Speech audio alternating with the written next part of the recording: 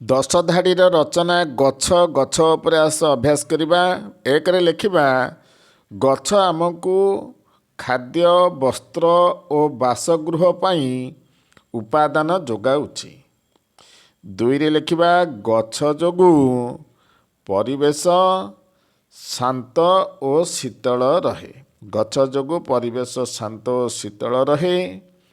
ତିନିରେ ଗଛ ଆମର ଶ୍ୱାସକ୍ରିୟା ପାଇଁ ଅମ୍ଳଜାନ ଯୋଗାଏ। ଖାଦ୍ୟ ତିଆରି କଲାବେଳେ ଗଛ ଅଙ୍ଗାରକାମ୍ଳ ନେଇ ଅମ୍ଳଜାନ ଛାଡ଼େ, ତାକୁ ଆମେ ଶ୍ୱାସକ୍ରିୟାରେ ନେଉ।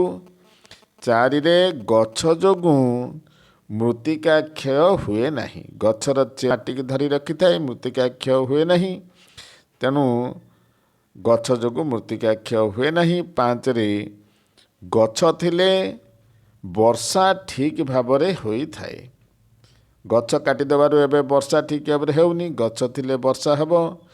ଛଅରେ ଗଛଠାରୁ ଆମେ ଚେରମୂଳି ଔଷଧ ପାଇଥାଉ। ଆଗକାଳରେ ଚେରମୂଳି ଔଷଧ ଆୟୁର୍ବେଦର ବ୍ୟବହାର ହେଉଥିଲା। ଗଛ ପବନର ବେଗକୁ କମାଇ ବାତ୍ୟା ପ୍ରକୋପରୁ ଆମକୁ ରକ୍ଷା କରେ। ଗଛ। ଆଠରେ ତୁଳସୀ, ବର, ଅଶ୍ୱତ୍ଥ, ନିମ୍ବ ଆଦି ଗଛକୁ ପୂଜା କରାଯାଏ। ନରେ ଲେଖିବା ଗଛ ଖରାଦିନେ ବାଟୋଇକୁ ଶୀତଳ ଛାୟା ପ୍ରଦାନ କରେ। ଦଶରେ ଗଛ ନଥିଲେ ପ୍ରାଣୀ ଜଗତ ବଞ୍ଚିପାରିବେ ନାହିଁ। ଗଛ ନଥିଲେ ଆମେ ବଞ୍ଚିପାରିବାନି।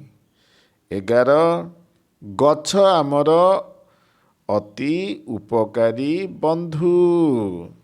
12ରେ ଆମ୍ଭେମାନେ ଗଛ ଲଗାଇ ତାର ଯତ୍ନ ନେବା ଉଚିତ।